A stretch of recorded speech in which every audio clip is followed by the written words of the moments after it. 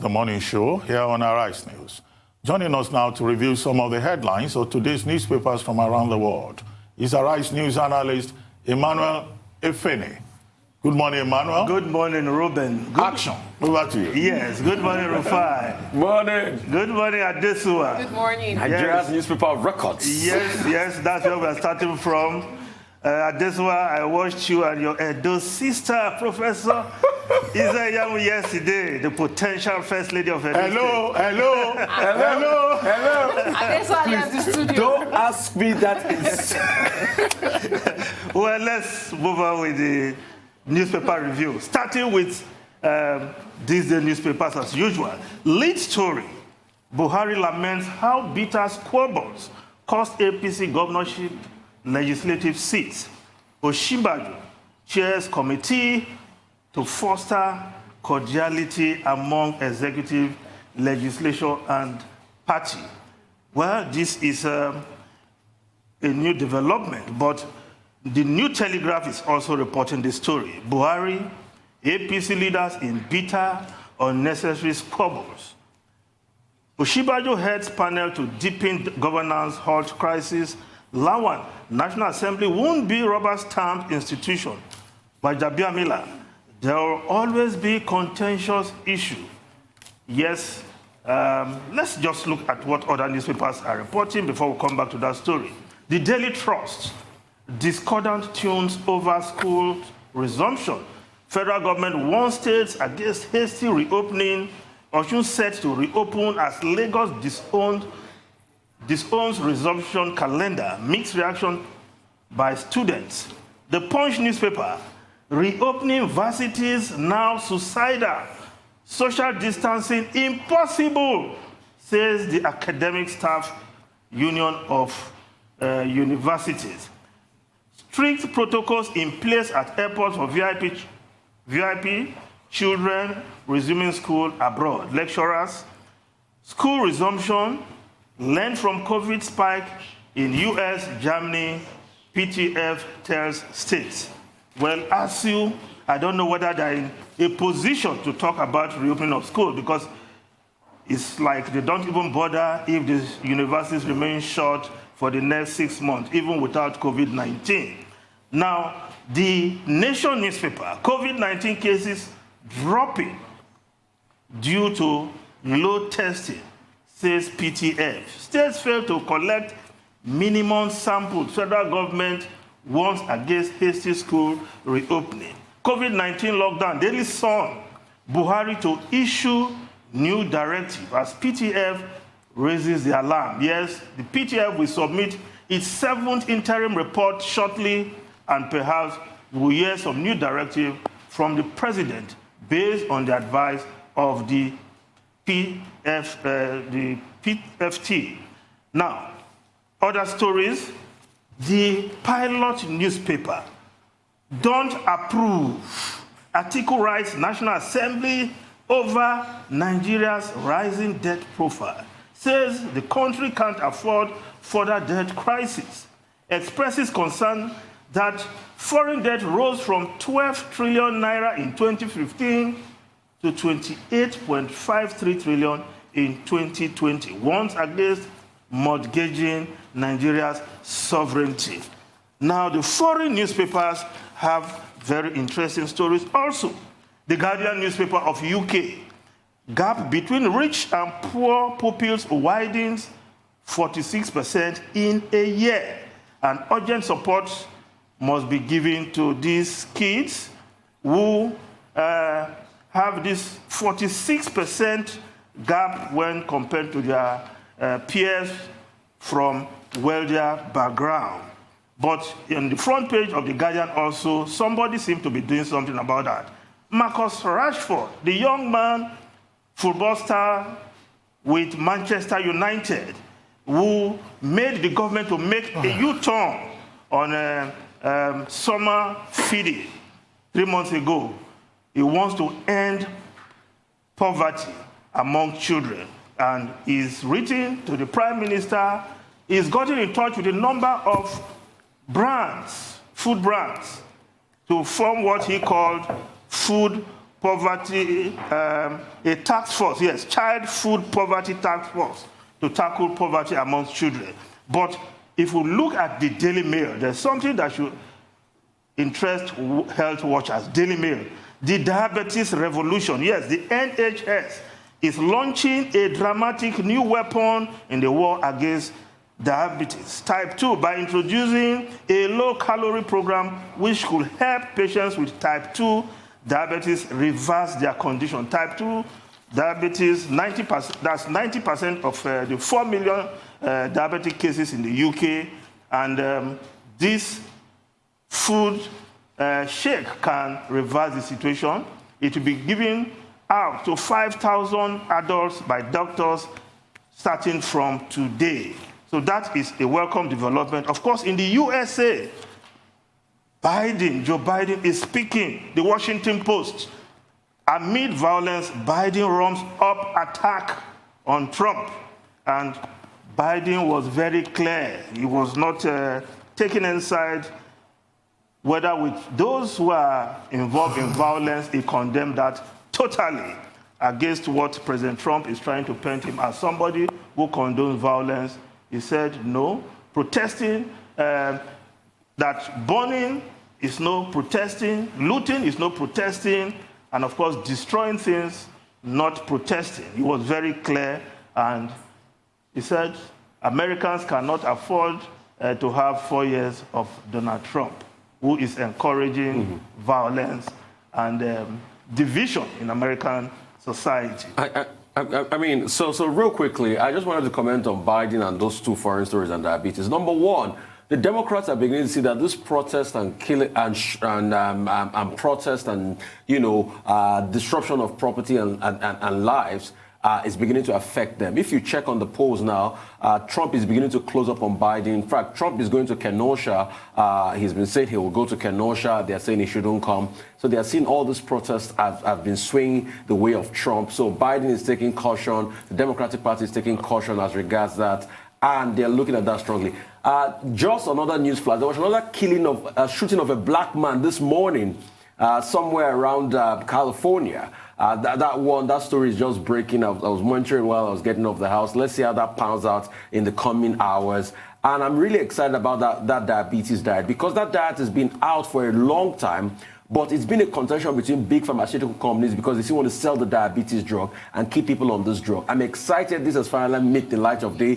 The NHS is bringing this drug, this diet out for people to be able to take them and reverse type 2 diabetes and short the amount that they are giving to big pharmaceutical companies that are supplying them all of this drugs. So I'm excited that the NHS is awakened to this. I can tell you for free, Mr. Efeni, that diet has been on for many years. A lot of people have used it, low-carb diet. And it worked. And it worked. It reversed type 2 diabetes. People that have had type 2 diabetes for over 4 or 5 years, it's reversed it. Even longer than that, it's reversed it. So we should be looking at the way of food to heal ourselves. I mean, the father of medicine, Hippocrates, said, let your food be thy medicine. We'll go for a break. We'll come back.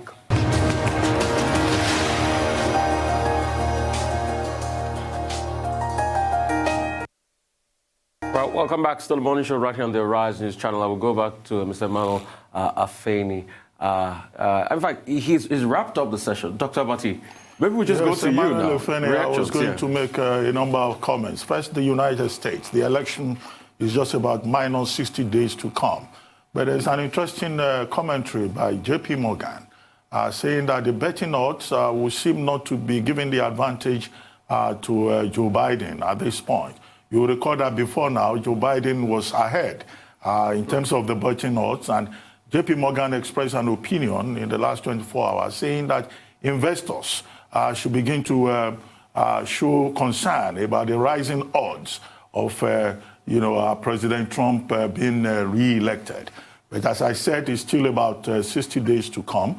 But there are issues that are already emerging. For example, if COVID-19 subsides before November 3, that could have an impact on the election.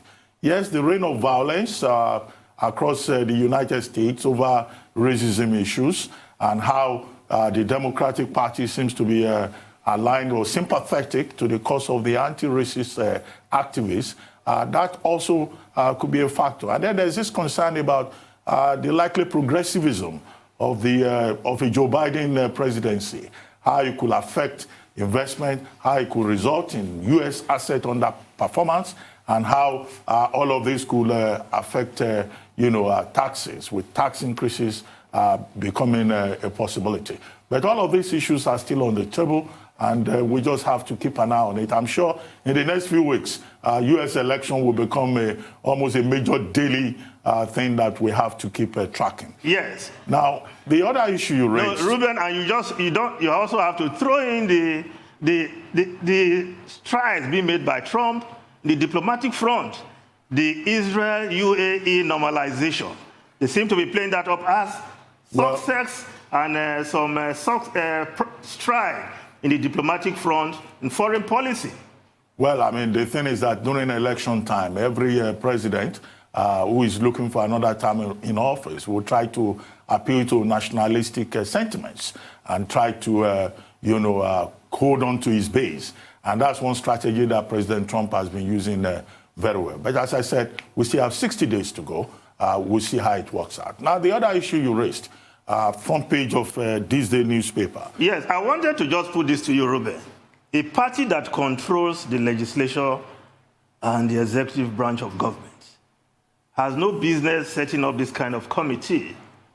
But what seemed to be playing out in recent weeks, we saw the legislature waking up somehow from its deep slumber with probe in some agencies of government under the executive branch.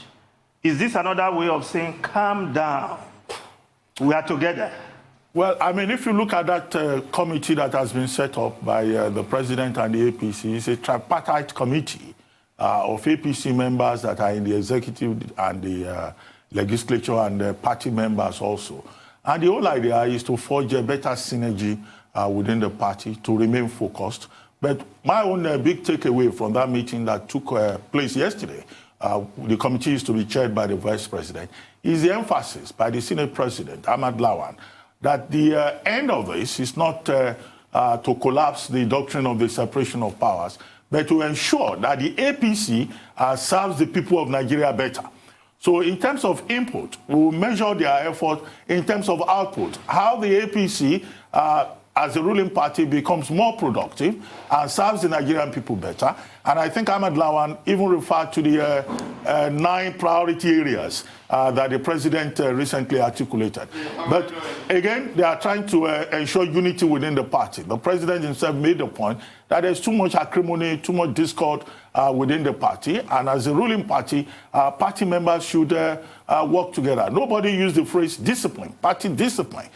Serious-minded political parties have structures for disciplining their members. And you find that not just in the APC, but also in the People's Democratic Party, there have been issues in terms of, unity of purpose to serve the Nigerian people better, to the extent that that's what the APC is focusing upon. I don't have a problem with it. And you recall that they have 2 major elections and by-elections ahead, Edo and Ondo, and then by-elections. So I see this as an attempt by the party to come together to forge a common front. But generally, beyond the APC, we still have a problem with the political culture in Nigeria, with the political party system.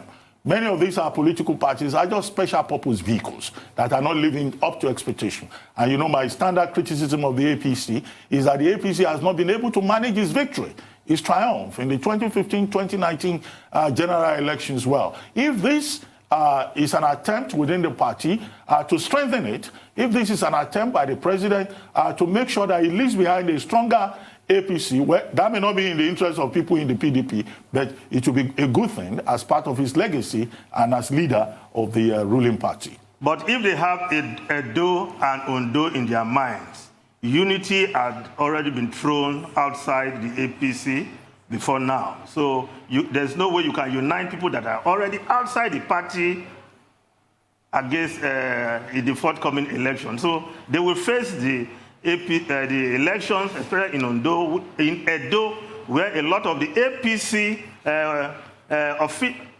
officials at the local government and ward level are still aligning with the governor. So unity there perhaps is not something you can guarantee. But if we look at this, I want to draw your attention to the Punch newspaper reopening varsities now suicidal, social distancing impossible, according to the Academic Staff Union of Nigerian Universities. Now, private universities are making efforts to reopen. They are perfecting virtual learning, but the Academic Staff Union prefer to sit at home and make noise. It's be suicidal. Emmanuel, when you put it like that, it's hilarious. But where is the lie in what they have said? We all know what our classrooms look like. They are overcrowded. You look at the hostels in the public universities, they are extremely crowded. So how do you practice social distancing and curb coronavirus in such So the children should sit at home forever? Are we saying the students should sit at home forever as long as there's COVID-19? So that's the problem. I mean, it's 6 months after coronavirus landed in Nigeria. What have we done? What are the steps we've put in place to ensure that, you know, we even make plans to start reopening? I'm surprised that at this point, 6 months after, we are still thinking, is it possible to open? You're very correct. We cannot close forever, but I can assure you, even if we close the universities for 1 more year, we will not have enough protocols in place. Yeah. So it's a sad situation. Ruben, I thought intellectuals should be brainstorming on things like this. Instead of talking about only salaries. Okay, what we'll do, Mr. Efeni, is we'll lift that to another conversation because we have to go now. I appreciate you for your time. Thank you, everybody. That's all on News Headline.